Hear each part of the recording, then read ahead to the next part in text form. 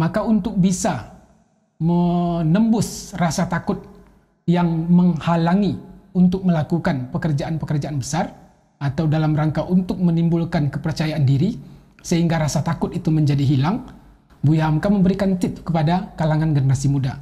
Beliau menyebutkan pada halaman 32, takut gagal adalah gagal yang sejati.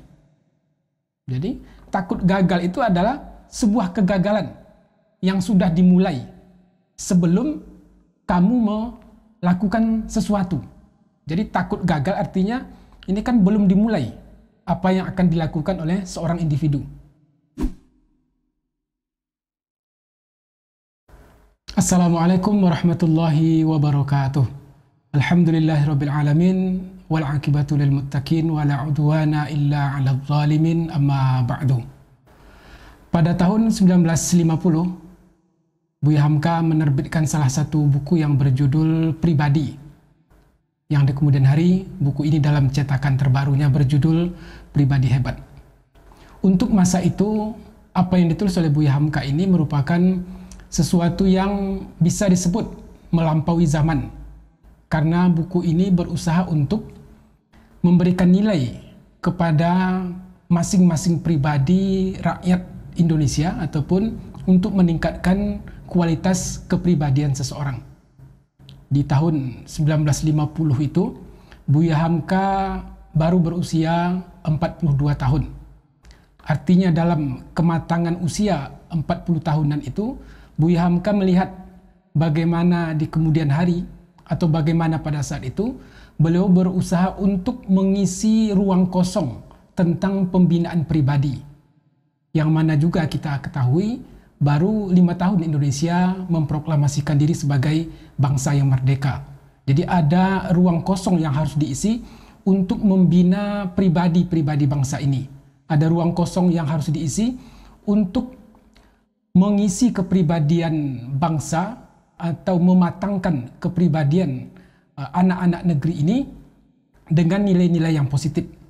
Disitulah Buya Hamka tampil, yang kalau pada hari ini ketika kita datang atau berkunjung ke toko-toko buku, maka di salah satu rak itu biasanya akan kita temukan tentang buku pengembangan diri, atau ke perpustakaan-perpustakaan banyak juga kita temukan tentang buku-buku untuk mengembangkan diri, atau seminar-seminar. Banyak macam berbagai tingkatan seminar itu dilakukan, baik untuk kalangan siswa, mahasiswa, atau orang-orang yang sudah bekerja, karyawan di instansi lembaga tertentu. Ada saja beberapa seminar yang memang dirancang untuk mereka dengan tingkatan tersebut dalam rangka meningkatkan kualitas pribadi, dalam rangka meningkatkan kinerja karyawan tersebut. Hari ini mungkin apa yang kami sampaikan ini adalah sesuatu yang sudah tidak asing bagi kita. Tetapi pada masa itu, Buya Hamka mengambil peran yang jarang atau bisa juga disebut belum dilirik banyak orang ketika itu.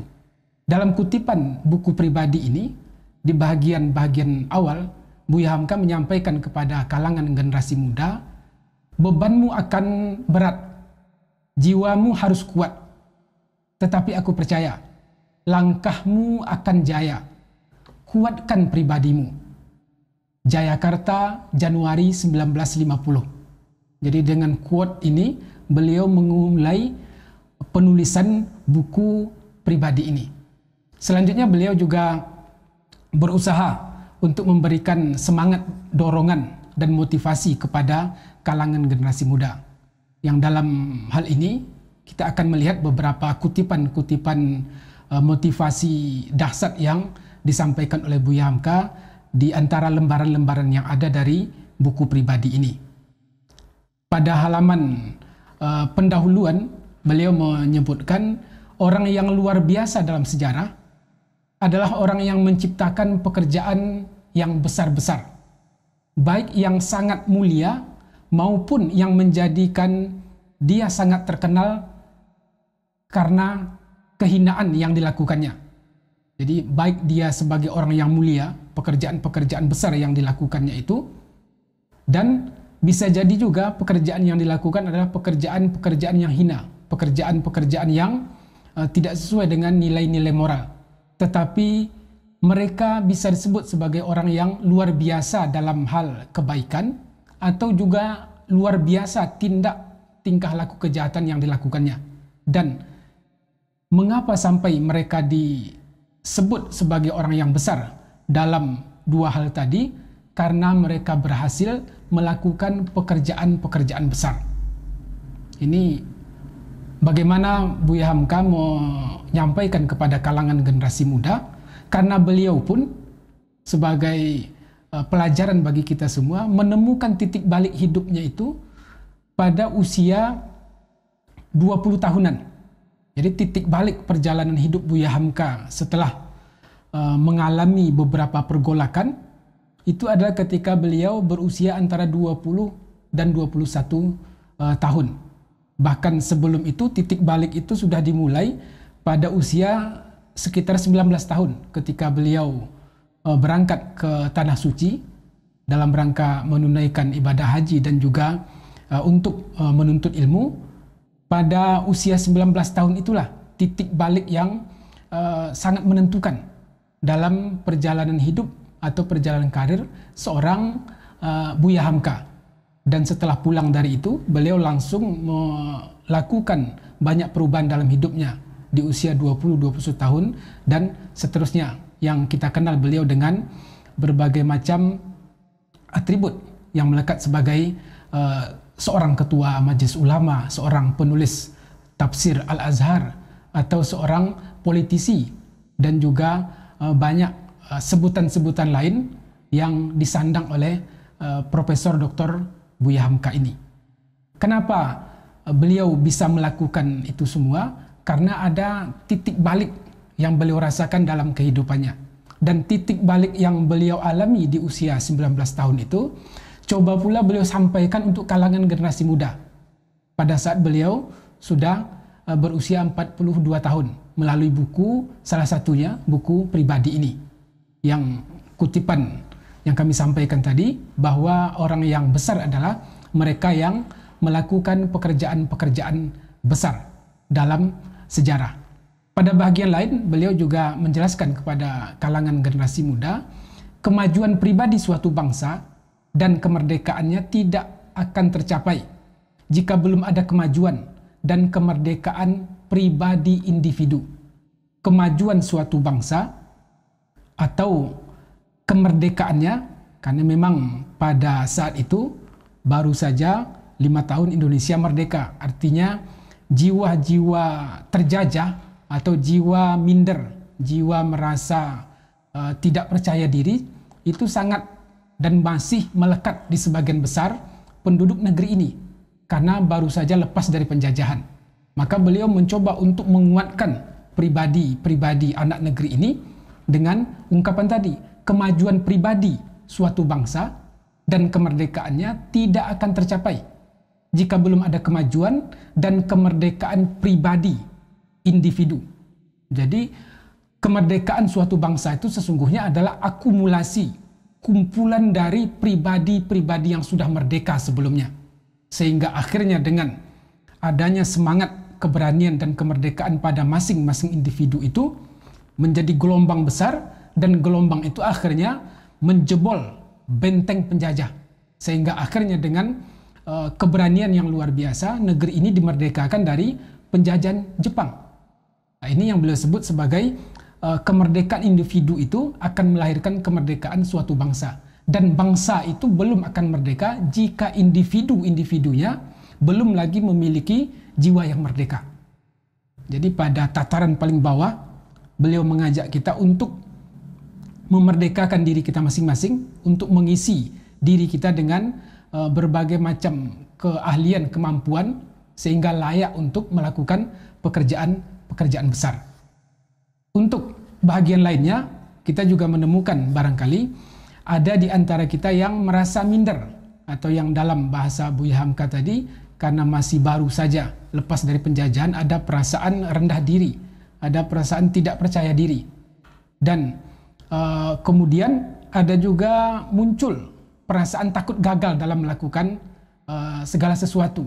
Sehingga akhirnya keinginan ada, tetapi untuk melakukan tindakan merasa ragu karena dibayangi oleh perasaan takut tadi. Maka untuk bisa menembus rasa takut yang menghalangi untuk melakukan pekerjaan-pekerjaan besar atau dalam rangka untuk menimbulkan kepercayaan diri sehingga rasa takut itu menjadi hilang, Buya Hamka memberikan tips kepada kalangan generasi muda. Beliau menyebutkan pada halaman 32, takut gagal adalah gagal yang sejati. Jadi, takut gagal itu adalah sebuah kegagalan yang sudah dimulai sebelum kamu melakukan sesuatu. Jadi takut gagal artinya ini kan belum dimulai apa yang akan dilakukan oleh seorang individu. Muncul perasaan untuk melakukan sesuatu dengan perasaan takut gagal tadi, maka beliau berusaha untuk memecahkan rasa takut kita itu bahwa kalau kamu takut gagal dalam melakukan rencana-rencana apa yang ada dalam pikiranmu itu, maka itu adalah kegagalan yang awal atau bisa juga disebut sebagai kegagalan sejati karena perasaan takut gagal itu akan menjadikan seseorang untuk mengurungkan niatnya sebelum dia terjun melakukannya atau sudah kalah sebelum berperang. Ini perasaan itu harus disadari bahwa hal yang demikian akan membawa kegagalan pada diri seseorang. Jadi perasaan takut gagal ini haruslah kita hindari. Takut mati adalah juga mati sebelum mati. Ini kan perasaan-perasaan yang bagi kalangan generasi muda yang sedang dalam masa-masa pencarian jati diri, perasaan ini bisa saja muncul pada diri kita, bahkan bisa jadi hampir pernah ditemui oleh setiap orang. Takut melakukan ini, takut gagal dan segala macamnya itu. Maka Buya Hamka berusaha untuk memberikan kesadaran kepada kita bahwa takut mati itu adalah kematian sebelum mati. Sementara kita masih hidup. Tetapi karena ketakutan yang berlebihan itu, sehingga akhirnya membuat kita seakan-akan sebagai orang yang sudah mati duluan sebelum memasuki liang lahat, sebelum nyawa berpisah dengan badan. Hidup adalah gerak, dan gerak adalah maju. Berjuang, naik, dan jatuh, lalu naik lagi. Kita tidak tahu apa yang akan terjadi besok. Oleh karena itu, tidak ada waktu yang boleh terbuang. Jadi hidup itu adalah dinamis. Bahwa ada orang yang gagal dalam suatu usaha yang dilakukannya.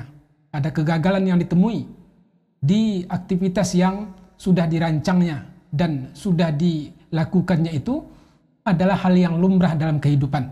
Yang beliau sebut tadi sebagai hidup itu adalah gerak, dan bergerak itu adalah maju dan berjuang.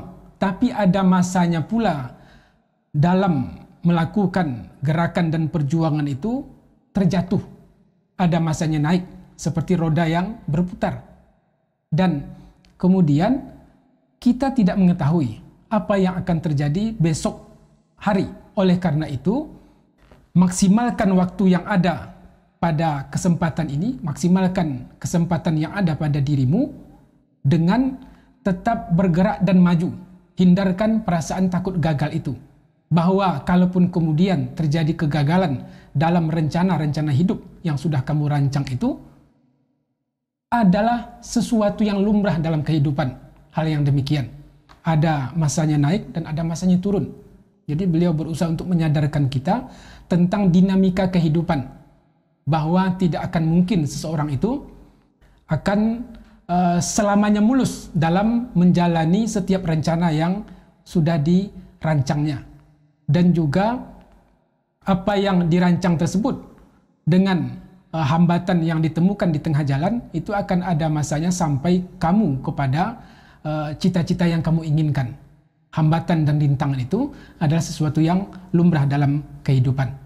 Pada sisi lain, sikap optimis yang beliau sebutkan ini, beliau juga mengoreksi ke dalam tentang pribadi kita, tentang mengakui kekurangan diri.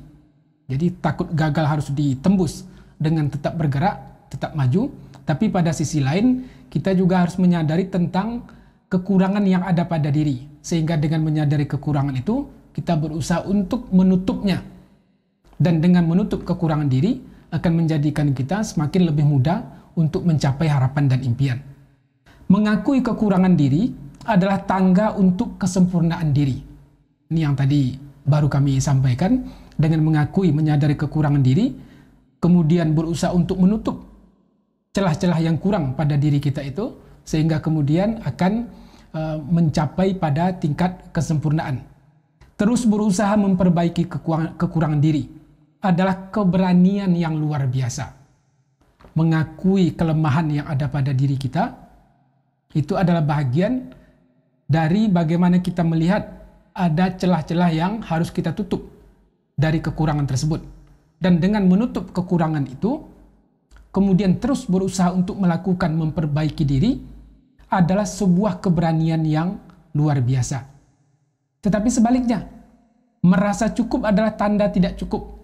Jadi jangan berpuas dengan capaian-capaian yang ada. Apalagi ketika kita menyadari diri kita mungkin ada kelemahan dan kekurangan yang masih harus layak untuk disempurnakan. Maka kemudian ketika kamu merasa cukup adalah tanda tidak cukup. Barang siapa tidak sanggup atau tidak berani menguasai dirinya, jangan harap akan sanggup menguasai orang lain. Jadi motivasi-motivasi yang beliau ungkapkan ini adalah tentang kondisi bangsa yang baru saja merangkak lepas dari penjajahan, tetapi dengan settingan kondisi pada masa itu dihubungkan dengan kondisi kalangan generasi muda kita pada hari ini juga ada relevansi yang sangat kuat tentang melihat diri sendiri dengan kekurangan dan kelebihannya. Kekurangan itu harus ditambal, harus ditutupi. Kemudian kelebihan itu jangan sampai kamu merasa cukup. Sebab dengan kamu merasa cukup itu akan menutup kemampuan-kemampuan lain yang ada dalam dirimu itu untuk kamu kembangkan. Sebab kamu sudah merasa cukup, sudah sampai pada batas yang maksimal dalam hidupmu. Sementara bisa jadi masih ada potensi-potensi lain yang bisa kamu kembangkan.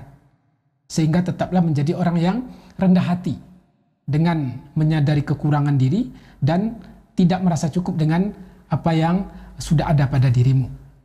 Pada bagian lain, ini sudah menginjak pada bagian tengah dari buku ini, di halaman 58, beliau juga mengingatkan kepada kita semua, pribadi yang berguna adalah pribadi yang percaya kepada kekuatan diri sendiri.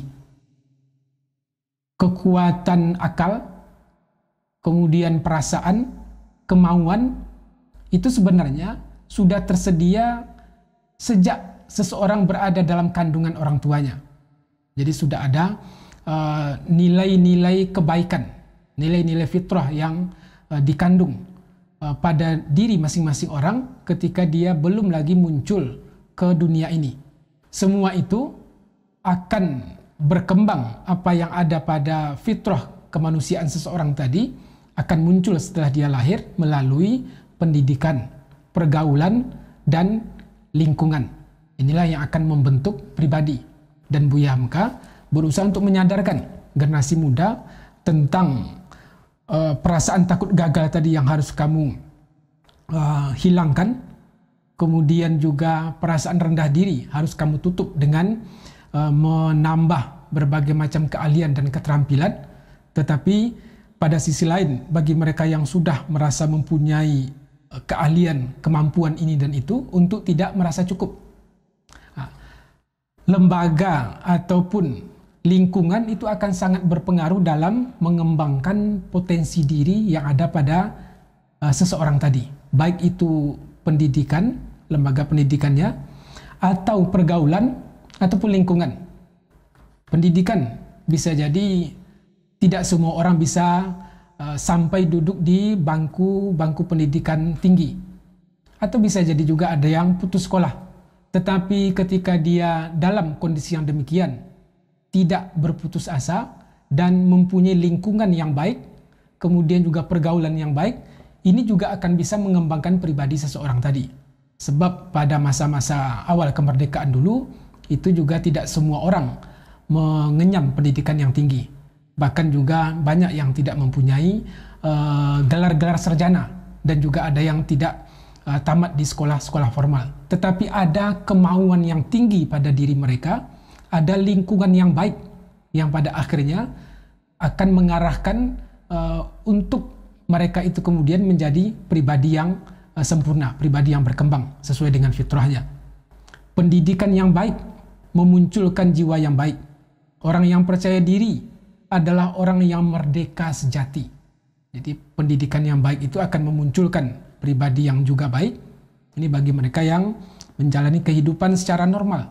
Tetapi ketika pun tidak sampai pada cita-cita untuk bisa mengenyam lembaga-lembaga pendidikan, itu semua juga tidak akan menghalangi seseorang untuk bisa menjadi pribadi yang baik ketika dia berusaha untuk berada di lingkungan yang kondusif, kemudian juga pergaulan-pergaulan yang baik. Ini beberapa motivasi-motivasi yang disampaikan oleh Buya Hamka kepada kalangan generasi muda. Semoga ruang kosong yang sudah beliau isi sekian puluh tahun yang lalu itu bisa kita manfaatkan apa-apa yang tertuang melalui tips, kemudian juga proses-proses pengembangan diri yang ada di buku Pribadi Hebat ini. Sehingga warisan berharga dari salah seorang ulama besar Indonesia ini bisa kita manfaatkan sebaiknya, dan mudah-mudahan kita menjadi berkembang menjadi pribadi yang hebat. Billahi taufik wal hidayah. Assalamualaikum warahmatullahi wabarakatuh.